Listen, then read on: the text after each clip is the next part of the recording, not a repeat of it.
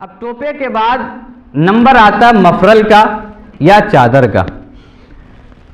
مفرل نماز کی حالت میں باندھ سکتے ہیں، جائز ہے، اور کان بھی چھپا سکتے ہیں، البتہ اس میں داڑھی اور منہ نہیں چھپانا ہے۔ نبی پاک صلی اللہ علیہ وسلم نے منہ اور داڑھی چھپانے سے منع فرمایا ہے۔ تو جب مفرل باندھیں تو اس طرح باندھیں کہ منہ اور داڑھی نہ چھپے، باقی کان ڈھک جائیں۔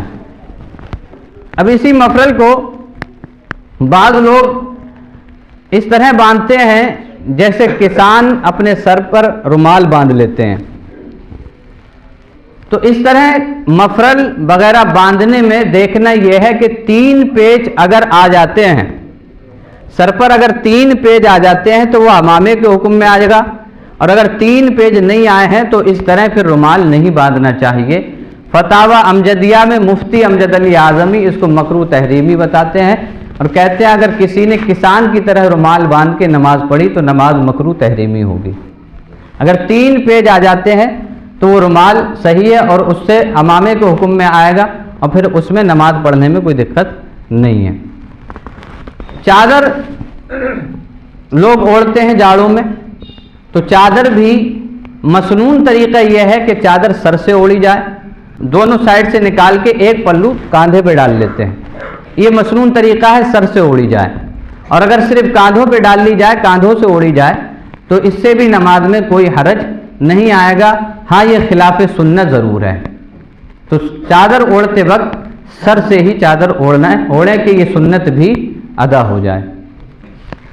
اسی رومال کو مفرل وغیرہ جو ہوتا ہے جب دھوپ نکلتی ہے تو کانوں سے نہیں باندھا جاتا، پھر گلے میں پڑ جاتا ہے۔ اب نماز کی حالت میں گلے میں مفرل کیسے پڑنا چاہیے؟